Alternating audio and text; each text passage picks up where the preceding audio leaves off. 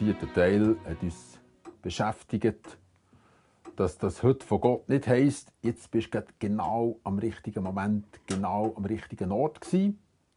Hast also den Fahrplan bereicht, sondern das heute von Gott ist immer.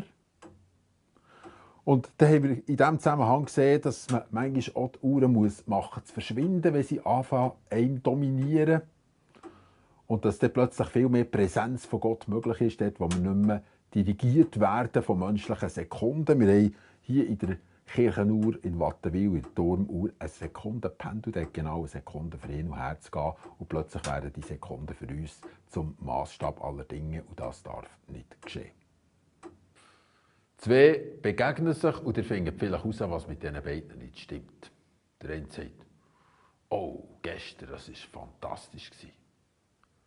Der andere schüttelt den Kopf und sagt, nein, morgen, das wird viel besser werden.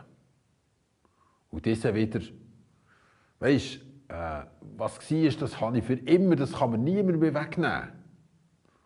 Und einer sagt, ja, das hast du schon für immer, aber weisst was, es ist doch einfach nur eine Konserve. Da lobe ich mir meine Welt, die dann erst noch kommt. Und dieser sagt noch einmal, nein, die Vergangenheit ist da für mich viel vorteilhafter. Schau mal, ich kann wie in einem Album immer blättern und ich kann immer das herauslesen, was mir am besten gefällt. Das andere kann ich einfach weglassen, ich brauche das gar nicht mehr. Und einer sagt, ja, dein Album, oder? Das Einzige, was sich da verändert, ist einfach, der Staub wird immer noch ein bisschen dicker. Aber meine Welt, die ist nie verstaubt. Sie ist nämlich noch nicht einmal geboren. Ihr habt ja sicher gemerkt, was bei diesen Brüdern nicht ganz koscher ist. Der eine, der klebt an seiner Vergangenheit. Er klebt so lange Bildchen ins Album, bis er selber im Album bleibt kleben.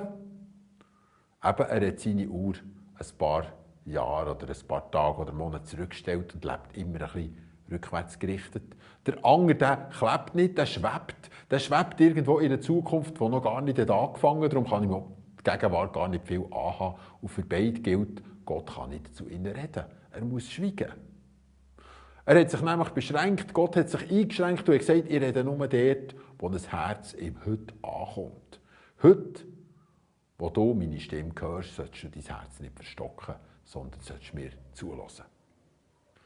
Also nicht einfach zurückschauen, ist das Gelbe vom Ei, und auch nicht in der Zukunft schweben, die man ja eh nicht kennt, das auch nicht, sondern können aufwärts schauen zu Gott. Das führt sicher besser zum Ziel. Wo ist denn Israel selber gestanden, denn wo das Wort ursprünglich von Mose ist ausgesprochen wurde, oder zum Mose für das Volk ist ausgesprochen worden? Sie sind frisch aus Ägypten entflohen und waren dort in der Wüste und haben immer zurückgeschaut und haben gesagt, wären wir doch noch bei den Fleischtöpfen von Ägypten. Plötzlich schmeckt es immer nach Fleischtöpfen von Ägypten oder nach Zwiebeln, die wir dort hatten, nach Knoblauch, die wir dort hatten. All das haben wir jetzt alles zusammen nicht mehr. Und sie haben angefangen, von einer Vergangenheit zu schwärmen, die so furchtbar schön gar nicht war. Menschen, die in eine virtuelle Welt flüchten, weil sie halt die Härte der Wüste nicht so recht ertragen mögen. Menschen, die die Realität ausblenden. Und zum Beispiel ständig noch in diesem alten Nil-Delta sind, wo sie schon lange eigentlich nicht mehr sind. Solche Leute werden früher oder später zu Gott sagen, ich kenne ihn nicht. Das hat ja auch schon mal der Petrus gesagt, als es brenzlig geworden ist, hat er einfach die Realität ausblendet. Er hat gesagt, ich kenne den nicht. Und aus diesem Grund, und da kommen wir jetzt nochmal zurück zu einer Uhr, haben wir hier ein Guckerzeitchen aufgehängt.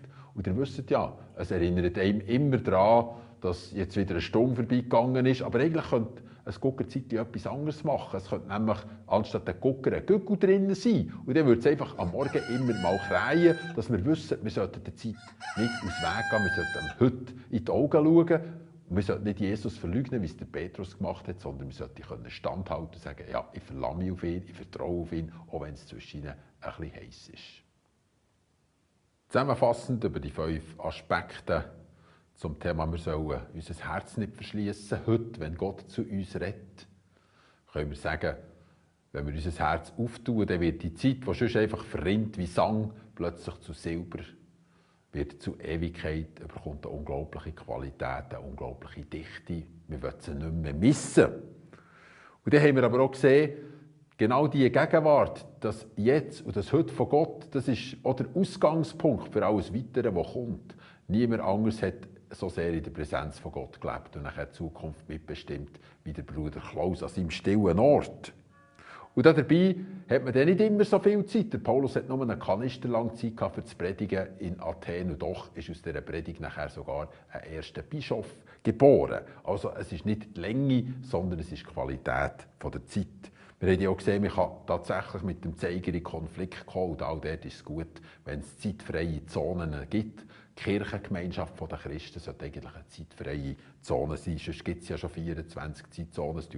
Das Länge. Und zum Schluss gibt es für alle die der Zeit entfliehen, sei es hinten raus, sei es voraus, eine neue Erfindung. Das ist jetzt nicht das Guckerzeitli, sondern das Göckelzeitli von Petrus, eine richtige Petrus-Uhr, die uns daran mahnt, dass wir dranbleiben, in der Gegenwart standhalten, in der Gegenwart von Gott.